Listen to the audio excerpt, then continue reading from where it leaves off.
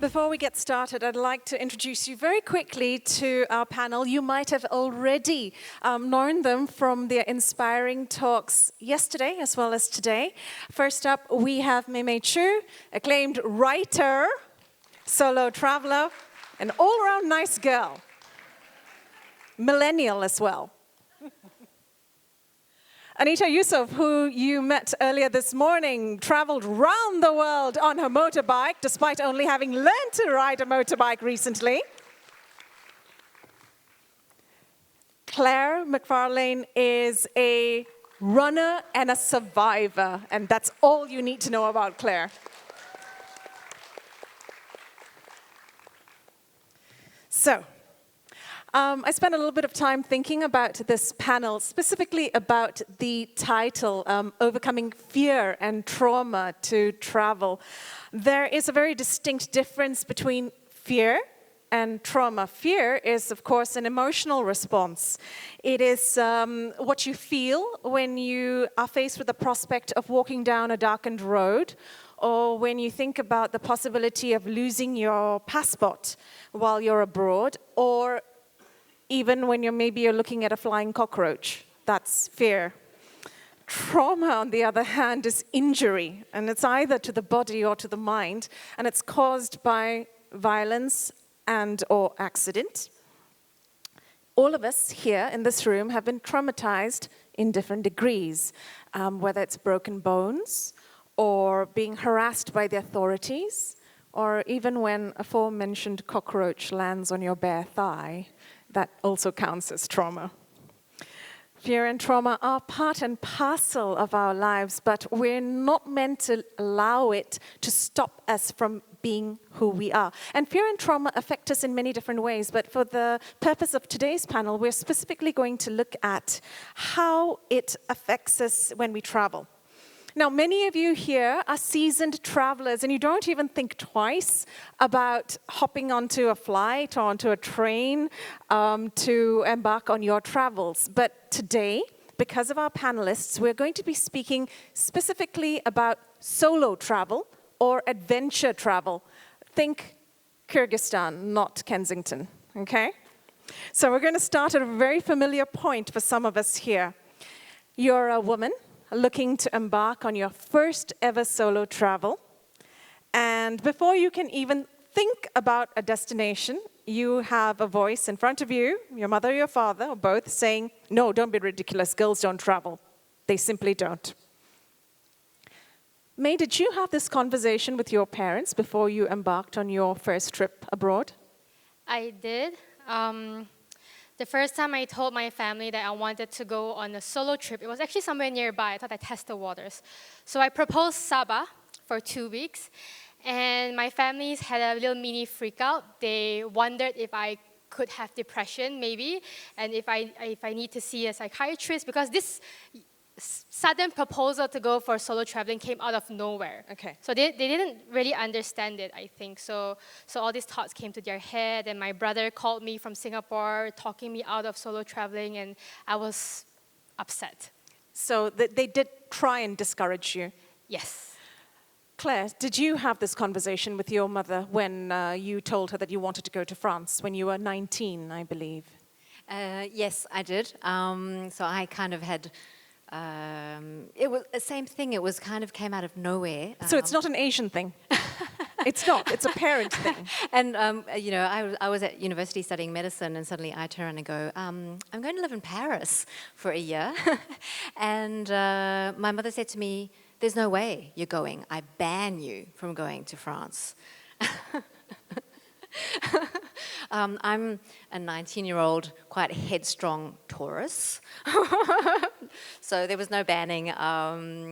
So I said, well, I'm funding this one. I'm going. Okay. Anita, we heard from you earlier this morning how you embarked on your first solo travel a little bit later in life. Yes. Because of you were in, I don't want to say in pursuit, but you went to meet a man in Spain. Did you tell your family at that point that you were going to embark on your first ever solo travel? You want an honest answer? Yes, please. I wouldn't expect anything less. Well, I didn't tell my parents. I was at that time 30 plus years old, so I'm thinking I'm adult already. So yeah, I just go because if I tell my parents, I know the answer. And at that time, I miss my so-called boyfriend so much, and I was desperate enough to take that action in life. I've never traveled solo before, abroad and far, and desperation make you do desperate things, stupid things. So I just go. But did you feel fear? Of course, yes, because that was my very first time. And if you are listening to my talk this morning, I have told you that prior to that, I just went to Singapore and Indonesia, and that was with my mom. I've never traveled far in my life, what more to travel solo and to Europe. Of course, there are lots of fears. Claire, when your mum banned you from traveling to France, did she give you any compelling reasons as to why she didn't want you to travel, or what her fears were? Yeah, no, that's a good question. She didn't, I suppose she couldn't communicate to me why she was so scared for me to go, but I picked up on it. I mean, I thought, oh, she's just terrified because I'm quite young. 19 is still a really young age. And I suppose it's a parent's fear is that what's going to happen to my child when they head off there. So I felt compassionate towards her, I suppose, in sort of thinking that that's her fear. But I really didn't want to take her fear on as my fear. Important point. And Mei, I'm going to ask you this, right? Because when a parent is hesitant, I say parent, but this also applies to spouses who are hesitant about letting the other half travel. We'll get to that a little bit later. When a parent is hesitant about letting their young daughter travel, and I know that you have first-hand experience in this, what kind of fear did it instill in you?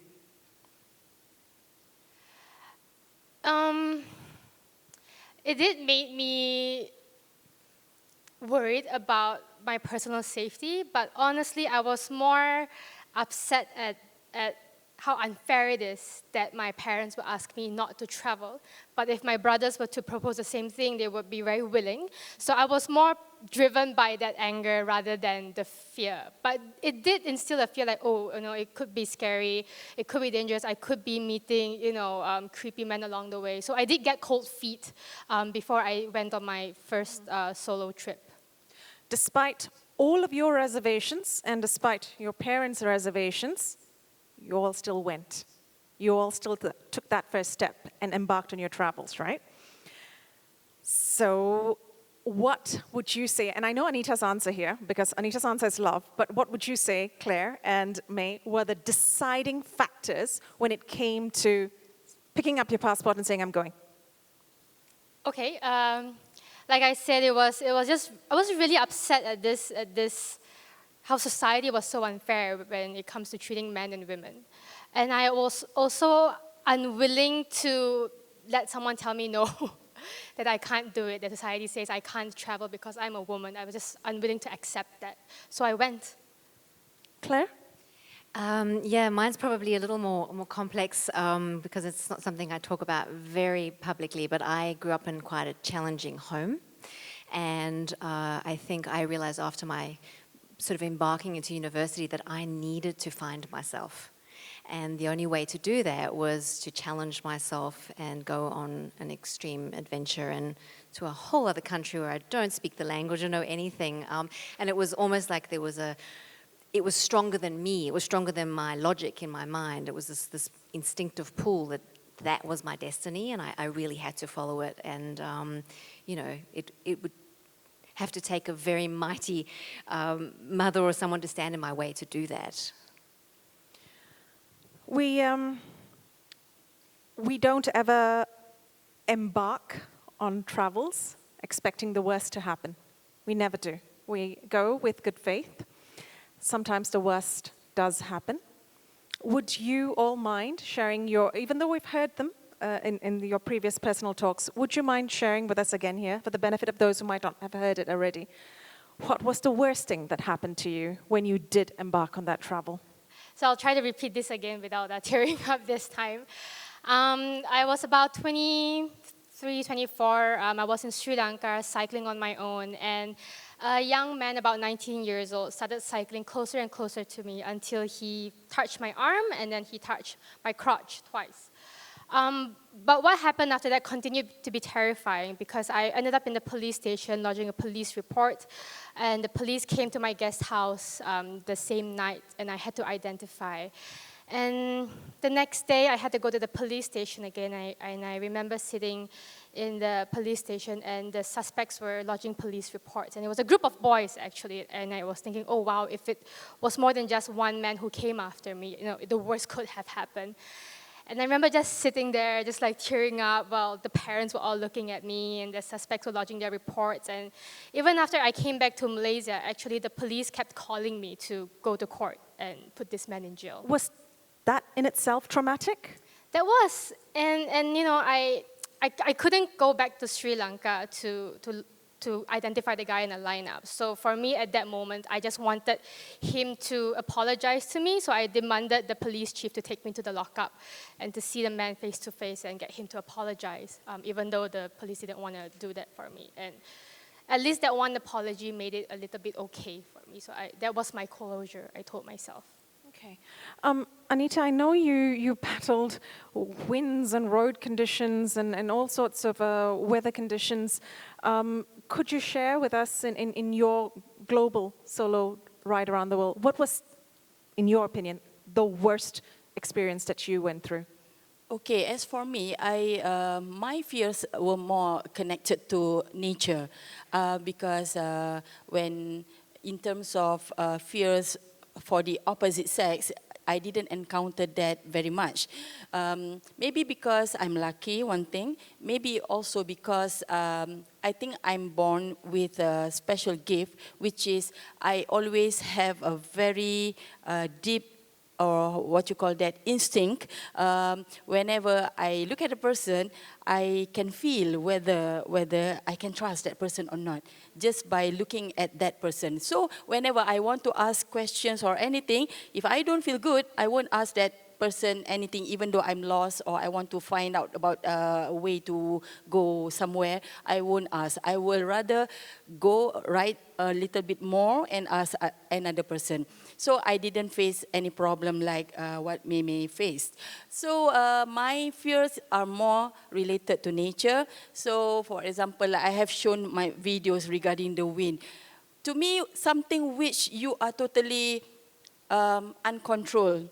You cannot control anymore. That was my biggest fear.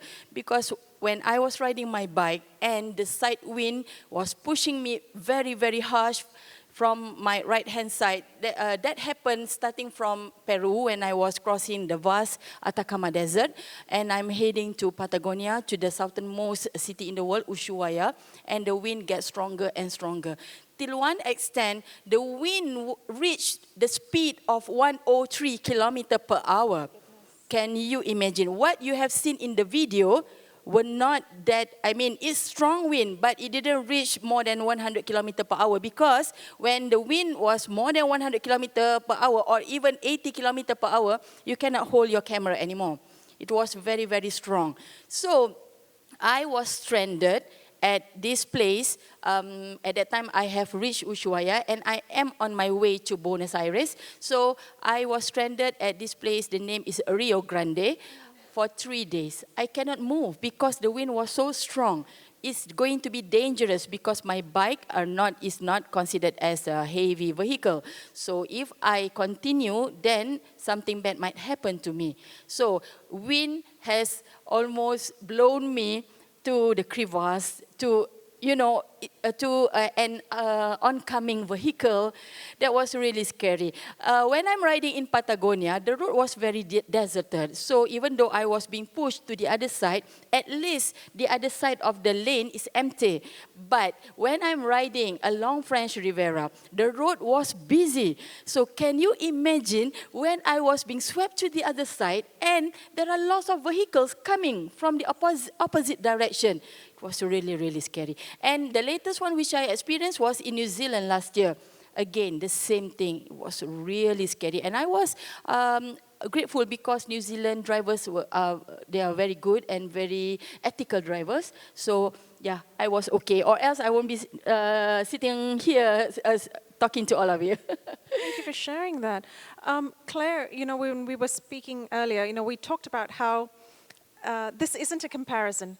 No one's traumatic experience is worse or better than the other. This isn't a sliding scale. Everybody's experience is personal. So there isn't really no such thing as the worst thing that could happen to you, because it might not be the case for somebody else.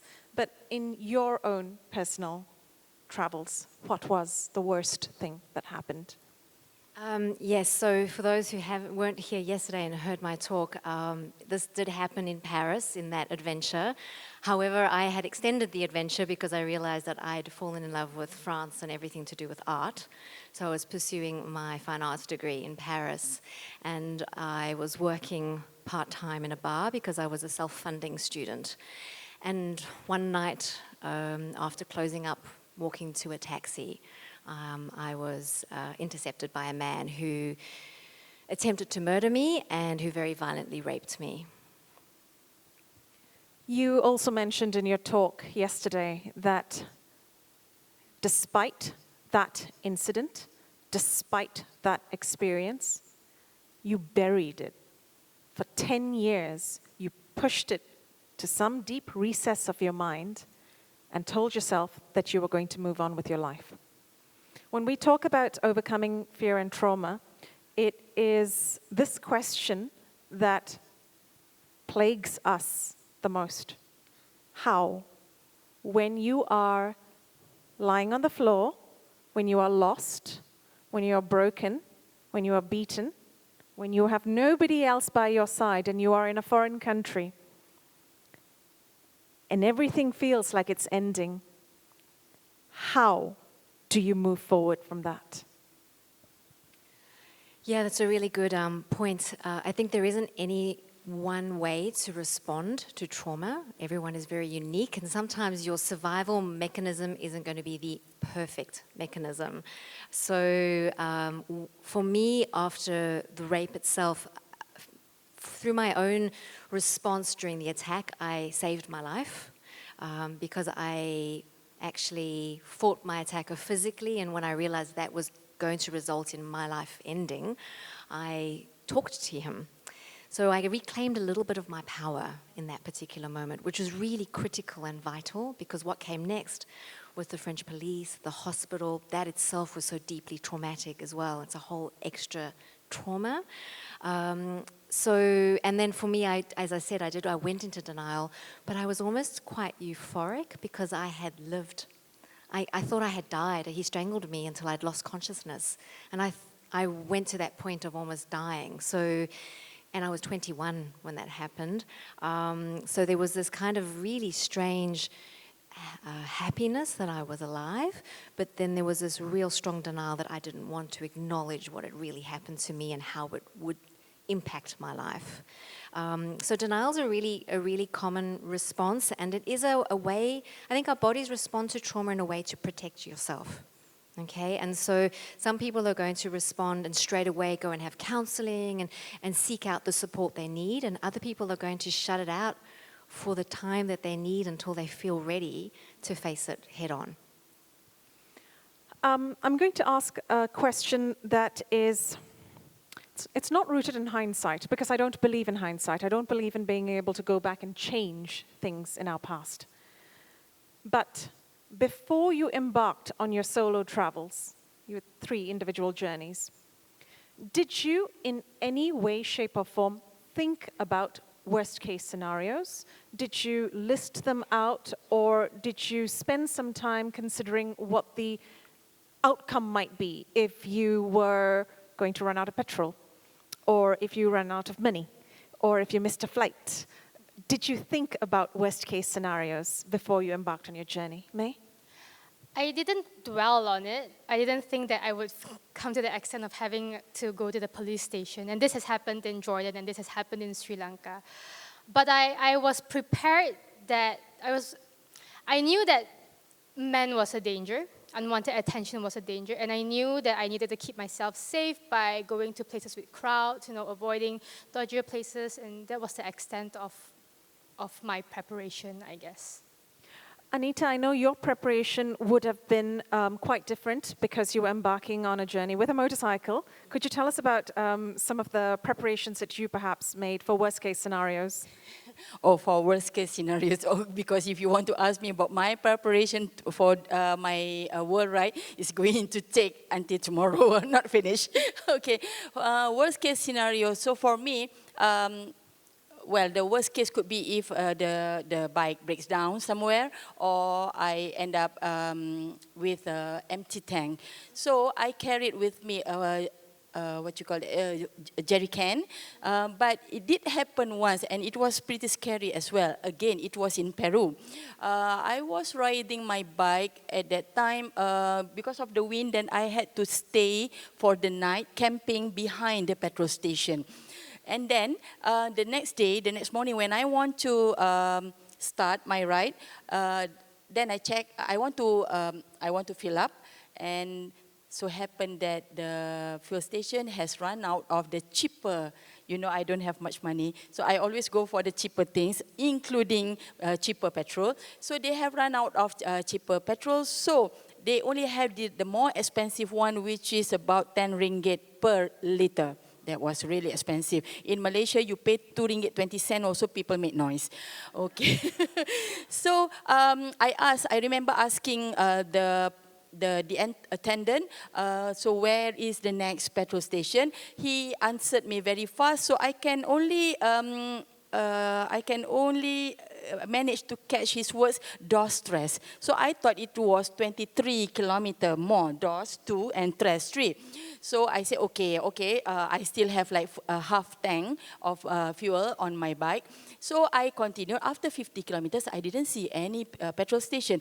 And then I continue riding, still no petrol station inside. Then I asked people at the roadside, and they told me another 100 kilometers away, and then another person said, 200 kilometers away. I was getting very worried. So I checked my GPS. My GPS said that there will be another 150 kilometers away, and I know that my bike cannot make it that far. So I was really, really scared. At that time, I have a jerry can, but I didn't have spare petrol in it. And I camped behind a petrol station, but I didn't fill up because of the petrol is very expensive. So I ride very, very slowly. At that time, it was really scary. You are crossing a desert. Not many vehicles pass by. What's going to happen if my tank dries up? What's going to happen? So I wrote. Sorry, Anita, did you think about what would have happened? At that time, no. That's why. That really teach me a lesson. After that, I never ride, especially when I know that this country, the petrol station are far apart. So I really learned my lesson after that. So I managed to reach just in the nick of time. I managed to reach a petrol station when my petrol started blinking. I mean the lights, yeah. So that was scary for me. So after that, okay, I learned my lesson. So I'm not going to repeat it. We've heard, to me, really terrifying stories from all three of you in terms of your own personal travel experiences. Mei, yesterday you told us that this was the first time you were sharing this story. Your mother was in the audience, and you'd chosen not to tell her about it before. First off, why did you not want to tell her? 2 reasons. I think a lot of daughters here can also empathize. I wanted to protect my mom from the pain. And I didn't want her to stop me from traveling as well, obviously. But it was more motivated by the fact that I didn't want to hurt her for what I've been through. Anita, when we were talking over breakfast yesterday, you told me that it's actually better not to share with your parents because it's unnecessary worry. Exactly. Okay. Now, I'm not a parent myself, so I'm not going to speak on behalf of parents here. And don't follow my style, okay? But, and this is a question for all three of you, right? How do we balance this? How do we balance between being our own persons, being the women that we want to be, and not hurting our loved ones who fear? It's not just our fear, it's their fear. They have genuine fear. How do we walk this line? Do we walk the line? Claire? Yeah, no, I think it's really important. It's something that I've noticed a lot on the journey because I've crossed quite a lot of different cultures and regions around the world, and it comes up in my dialogue a lot because I'm talking a lot around sexual violence and fear-based conversations. And the one thing that I find young people really evoke when they want to change or they want to go against their parents' will, I suppose in a way, is communication, and really developing a strong line of communication both ways, like understanding. So a lot of the people I've spoken to, and I'm starting to kind of implement that now with my own parents. It's taken a really long time, but instead of sort of laying it down to them, what I want to do is asking them, so why are you afraid for me?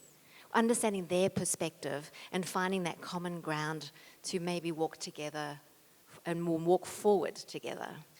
But what if the fear of the parent or the spouse is in our minds irrational? What if a husband or a mother or a father turns around to you and says, no, you cannot do this because something terrible is going to happen? How do you assail that? How do you say to them, you can't say to them, well, it's okay if something terrible happens, because that's not going to help anybody. How do you make them feel better? Or is it our jobs to make them feel better? I think we do have a responsibility to reassure them that we know what we're doing and this is what we really want to do. So what I've done with my own family, and over the years they've come to accept this, even though they still tell me not to travel, but they've come to accept and appreciate it. But I keep in touch with them when I'm traveling, send them message, just tell them I'm fine, I'm still alive, I'm not dead yet. And because writing about travel is such a big part of my life, and they see the purpose in my travel. So I think me assuring them that I'm keeping myself safe when I'm traveling, and that my traveling has a purpose, has taught them to trust me. I hope my mom's there listening. So We should have had her up in the panel here with us. Trust. Trust is a subject I'd like to get to, and it's trust in yourself. I'd like to recount a little story. It's not a travel story. It happened in Bangsa, which isn't very far away from here.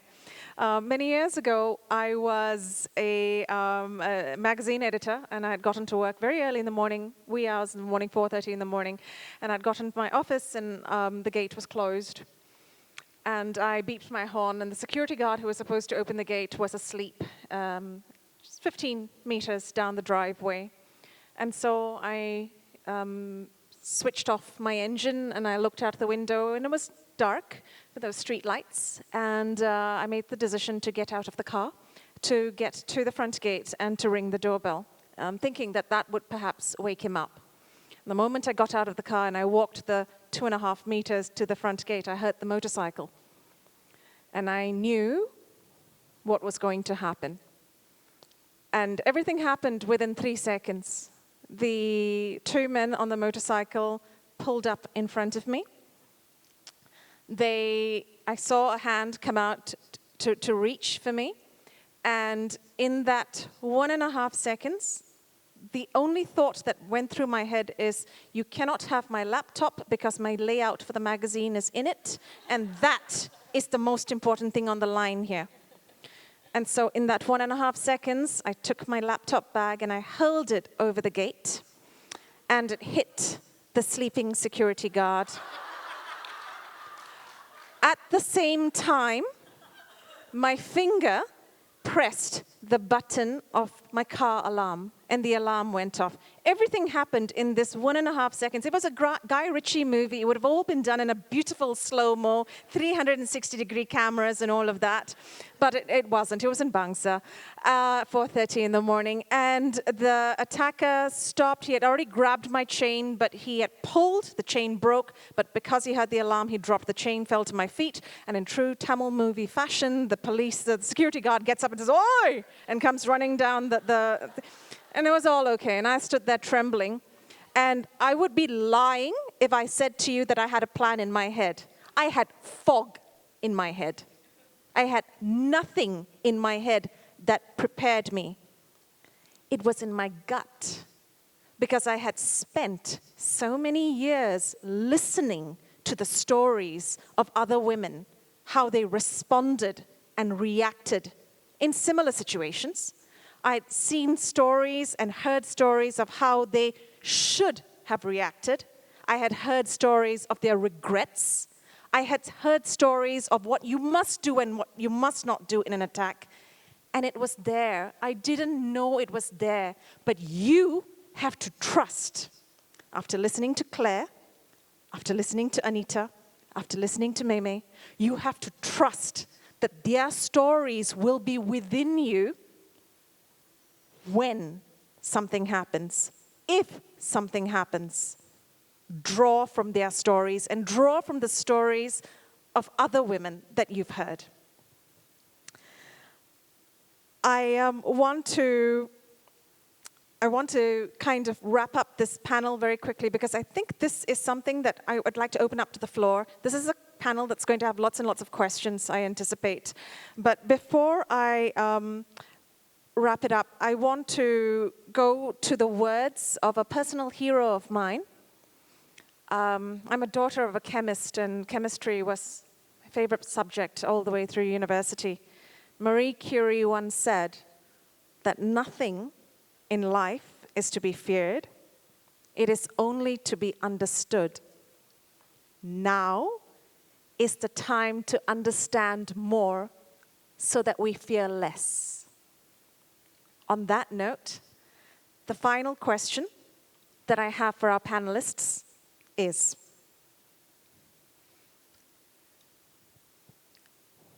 and I alluded to this earlier, right? We don't set out expecting the worst to happen.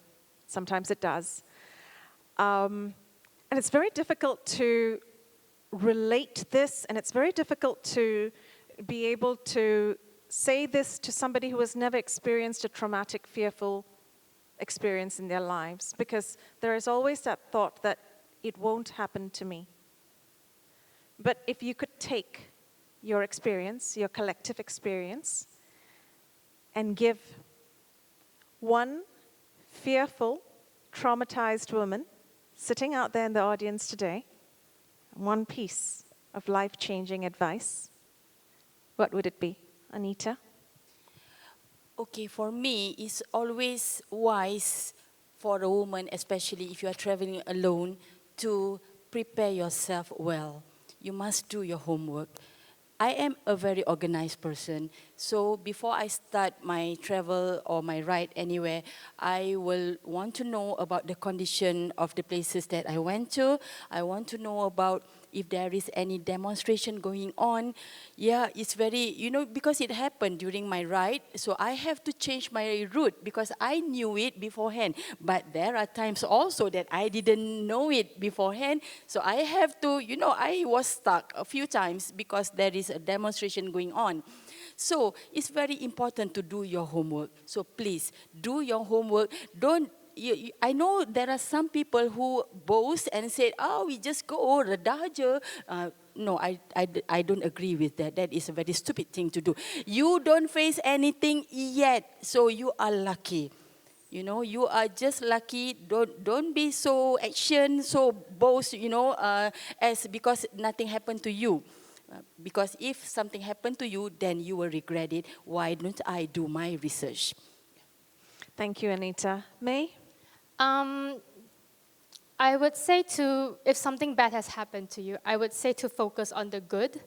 So what had happened to me in Sri Lanka, I didn't go through the whole police station report lodging on my own. The very kind guest house manager who didn't speak much English, he sat with me 2 days in the police station, helping me lodge reports and becoming the intermediary. And when I was in trouble in Jordan with a taxi driver, another taxi driver came to my rescue. So focusing on the good people that has helped me overcome it has gave me a lot of strength. So I would say to focus on the good and let that give you strength.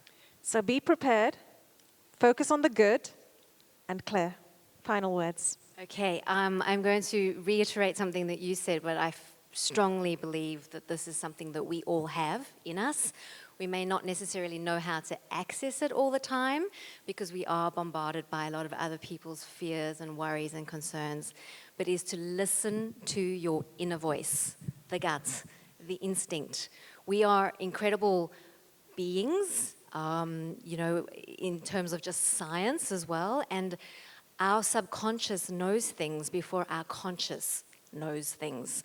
So trust it, really trust it and listen to it because it will keep you safe and it will help you avoid danger and it will also help you have an amazing time. And I think that's really, really critical. So be prepared, see the good in the world, and trust. Trust yourself that you will travel and trust that you will overcome fear and trauma to go on your adventures. Thank you very much.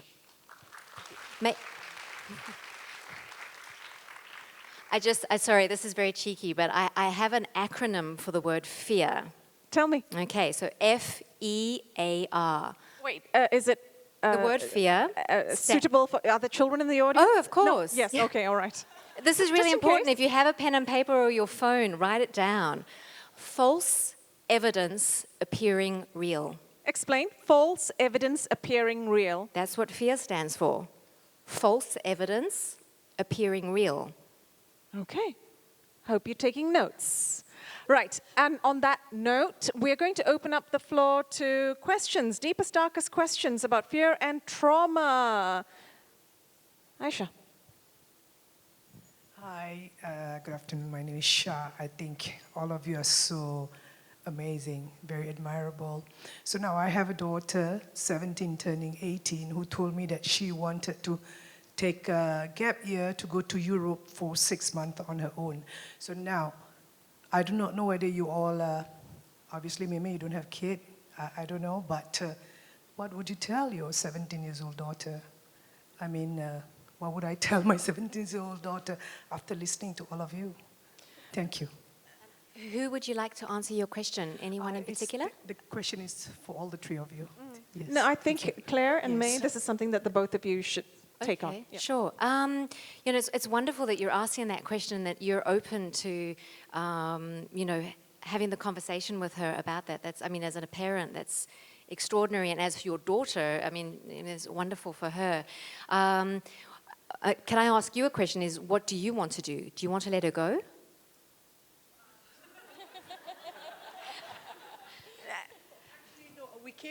We came to a compromise that I'll be traveling to South America with her for 6 months, but I don't know whether she likes that idea. She said yes, but we'll see what happens, you know. I mean, there's part of me that I want to let her go. Yes. Because when I was 14, I traveled on my own from Singapore to Penang to take a train. But there's part of me is ever so worried about things like this, you know, and it's only natural as a parent. Of course. And I mean, 17 is still, you know, in many countries, even in Europe, she's still a minor. So that could actually potentially have consequences for her if anything did happen.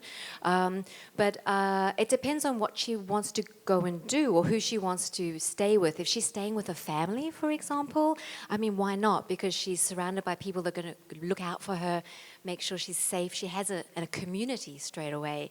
I think equipping her with knowledge is a really good thing, but not scaring her. So if you are okay to let her go, is just giving her the tools she needs, that she knows what to do if something happens, and that she can trust you as the person she can go to if anything happens. May? I agree with what Claire said. So I had no fear before this. And like you said, it was through conversations with my mom and my dad and my brothers that I learned that, okay, there could potentially be danger out there. That is why I had like pepper spray and all these tools to keep me safe. So exposing her to the reality of the situation, but also expose her to methods and ways that she can protect herself with. So then don't just give them fear, but also give them a solution. I think that would be really helpful for both of you to overcome this together. Actually, we sent her for Aikido lesson, but still, you know, as a mom, it's very, I can totally understand how your mom feel, really. I mean, you know, I mean, thank you anyway for the advice. No, you're welcome. And it will probably remain your fear for the rest of your life. I mean, even my mom now, I mean, she has lived her worst nightmare as well because her daughter was raped and almost murdered. And we mustn't discount that as well because our parents and the people we love will live that trauma as well in their own way. But it's still her fear forever. I mean, it'll be her fear because I'm her daughter. And, you know, and it's so that's okay for you to have that. I think it's not rejecting that in you either. And from the perspective of a daughter, it's been a very long process to convince my family and educate them about the benefits of travel and why it's so important. So I hope your daughter can also do this for you and maybe you guys can find a way. But I actively try to involve my family in my travels, whether it's by updating them what's going on, what I'm doing every day, but also that's the reason why I dragged my mom to this conference this weekend. And also I've recently brought them backpacking with me. So just exposing my way of travel to them so they understand that it's actually not as fearful as they had assumed that it is. I'm 41 years old, and my father panics if I don't WhatsApp him within half an hour of landing in a new country. Nothing changes. He's 70 years old. It's never going to change. You're always going to be a parent. She's always going to be your daughter. Yes, it's very scary thought, I can tell you that. Yeah, so I totally understand all the worries of the parents out there. Mei Mei, I'm so feeling sorry for your mom. Feel sorry too. I have to have a talk with her later. Catherine, you had a question too. Can we get the mic? Thank you.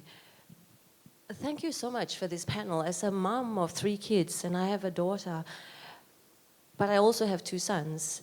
And I also would like the conversation to extend to, and I know it's different for men and women, but our sons too need to hear about the dangers of travel. But having said that, I want to thank you for this panel because as a mother, my fears of my daughter traveling is a little bit less because I look at all 3 of you and I think, okay, the worst happened and you are here. Yes. You know, beauty came out of what happened. And so I think even if the worst happened to my daughter, if she's traveling, she'll be fine. She'll be fine because we have this knowledge and we have this tool and we have this strength. And she has you, Catherine. And she has me. She has you to help her rise. Yes, and I think this is empowering for mothers in this room, and I hope that it's empowered you like it has just empowered me about half an hour ago. So yes, thank you for this. I don't want to put Mei Mei's mom in a spot now, but I wonder if she could speak a little bit about how she elevated her fears, or how, you know, has it been better? I don't want to put her in a spot, only if she feels comfortable talking. It's up to her, but I must say I'm incredibly privileged to have super supportive parents, and I won the parent lottery. So if you're comfortable, Mom. She is.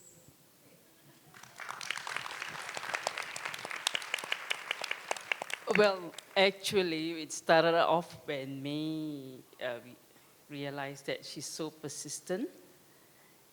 She's so gung-ho. Even though we try to sway her and tell her, frighten her, but she never gave up. That was what we saw in her. So over time, it's only natural as a parent. The fear will never go away, and you hide that fear because you don't want to transfer that to her. But she, as she has said it, we learn to let go because as she travels, she keeps us in touch. She tells us, I'm here. She sends a postcard. That is the reassurance that she gives us, so we learn to let go. But this today's talk. I have never heard it, and I was like, oh my God. 5 years later, only I hear of it. So she knows, she has a way of knowing how to buffer that. She tells us everything when it's over. She tells us the nice part.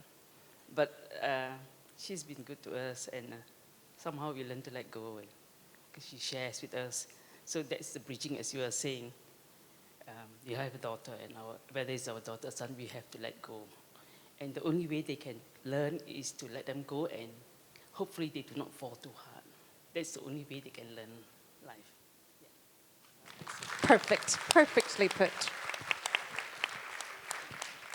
Do we have any more questions? Marina. Anyone else? I don't mind giving way to anyone else who has a... there's a... Liana, question. Yeah. But I mean, I was just going to talk as a mother and Please. Just one, just very quickly. We're talking about things that happen at the destination. My biggest fear, and I have 2 daughters, is the journey to the destination. I mean, just to, you know, in 2014 we had 2 major air. I shouldn't be talking like this. I'm getting on a plane tonight. And I remember in that same year, after the second one, I was sending my daughters off to France, actually. One was going to a French camp, and I got the older sister to take her because I couldn't at that point. And when I was sending them off the airport, I realized, oh my goodness, I'm putting both my daughters on one plane. And that was really, I mean, I don't know, my husband's still here. I mean, he thought I was being an idiot, but, you know, I suddenly realized, like, what am I doing? And you know, nowadays, you know, technology sometimes doesn't help. You have all these flight scanners. I spent the whole night tracking the plane. The whole night. I was so scared because that was something that I felt was completely out of control, out of my control. Everything else you can prepare your kids for. Don't do this, don't do that, don't talk to strangers, everything can. That you cannot. And that was, it still remains to me my biggest fear for my kids when they travel. And I don't know whether there's any answer, any solution to that at all. Statistically, road travel. I know. Crossing the road. I know. Coconuts but, you know, and cows. No, that's true. That year, actually, we had, actually not 2, but 3, if you count the Air Asia, in 1 year. That just, I'm sure I wasn't the only one who got totally freaked out. I mean, I still put them on planes now, but, you know, there are some families that don't put all their family members on one flight. You know, so that was one sort of precaution. But, yeah, I mean, it still remains, like, when I put my kids on a plane, I don't care about me. But then, you know, it's all, so just talking, if you're talking about fears, that's my biggest fear. Yeah, and actually, it's even a fear as a traveller. Yes. It's not the one you tend to go to that much, and it brings in that trusting in the unknown. It's where you've got to completely let go, but that's what going on a journey is. It's the only way that takes you from point A to point B is that step. And that step is an unknown step. It's like Anita said earlier, there are some things that you can prepare for and that you must prepare for, but there are some things that you cannot prepare for. You have to go with it. You know, you I always believe that I have very strong faith in my God, so I know that He will protect me. Yeah. Do we have any more questions? Sorry, Liana, I know you had a question. We'll get to all of your questions. Liana? Hi. So we talked a lot about us women elevating our fear. My question to the panelists is, what would you tell your sons or your partners or your husbands, your boyfriends, to tell their bros when women travel? What can they do to elevate the fear for women? To decrease the fear for women. To decrease the fear for women. Mei? Well, I was going to say Insight? this comes up a lot in what I'm doing because I'm running around the world to end sexual violence. So, and this isn't just a woman's issue. It's also a men's issue and a children's issue, and not just in the terms of them being victims, but them being active participants in being part of the change. And so it is a critical dialogue to actually have with the male members in our life. One thing I've really noticed personally is sharing my experiences safely and gently, because you don't want to overwhelm men, because then they generally often just shut down, you know, because they have fear as well. And if it's their sister or a really close friend, they don't want to know what awful thing happened to you, because it causes them trauma as well. So you go gently, but I've noticed a lot when I talk about sexual harassment on the street, which women face a lot every day. But when you actually tell a friend, a male friend or a brother that this happens, and then they start to actually observe it, and they get this aha moment, and suddenly it makes sense, and then they realize that they need to be a part of that change and call it out when they see their friends doing something, or tell them to help someone if they see something happen. I actually also want to get Anita's perspective on this, because you traveled in a mode that might be perceived as a very manly way to travel on a motorcycle. Okay, what sort of questions did the men that you met on your travels have for you as a woman embarking on solo adventure travel? Okay, first of all, being a woman riding alone, it gave me advantage and disadvantages. Okay, so sometimes they treated me well because they were very amazed of the idea of a woman traveling alone. But sometimes I do get bullied by the authorities, especially at the border. You know, for example, in Uzbekistan, they ask money from me, and then they go around my motorbike trying to find fault with my bikes. For example, they said that my side mirror was foggy, or they said that my registration number cannot be read because there's a mud covering it. They just do whatever they can to get money from me. So what I did was I always play my charm, you know. I sometimes when I need to, I flirt also, because if that is the only way for me to get out of the situation, I will do it, you know. So as long as they let me go, then I will do it, you know. So well, first of all, when I'm riding my bike, I try my best not to make me look as a woman. So I didn't wear ladies' riding jacket. I wear men's riding jacket, and I'm wearing my full face helmet. So basically, people didn't know that the one riding the bike is a woman until I pull the visor up and I speak something. Even if I didn't say something, they don't know that it is a woman. Yeah, so that's how what I did to make to protect myself from, and I also tried as much as I can not to attract attention. Mei, did you have anything to add to this? I agree with Claire. I think a lot of men don't even realize that, you know, him and I could walk down the same street and have totally different experiences. Like, he could have friendly guys saying, "Hey, bro," but all I get is wolf whistles. So I think it starts with educating other men that, you know, this is an issue women are facing when they travel, and then starting the conversation from there. Okay. I've just had a please wrap up sign flashed in front of me, so I am going to wrap this up. But Claire and Anita and Mei will be available for your questions for the rest of the afternoon. We'll all be here. So please do come up to us and ask us your questions. Thank you so much for your attention. Sorry, may I just interject very quickly? There is a workshop this Yes. afternoon with me. It's called the Women's Circle. It's a safe space to come together, so if anyone wants to share any personal experiences, ask more questions on this issue or topic of fear. Absolutely. And I'm going to share a couple of techniques I use to get through every day, which you may find useful. Excellent. Okay.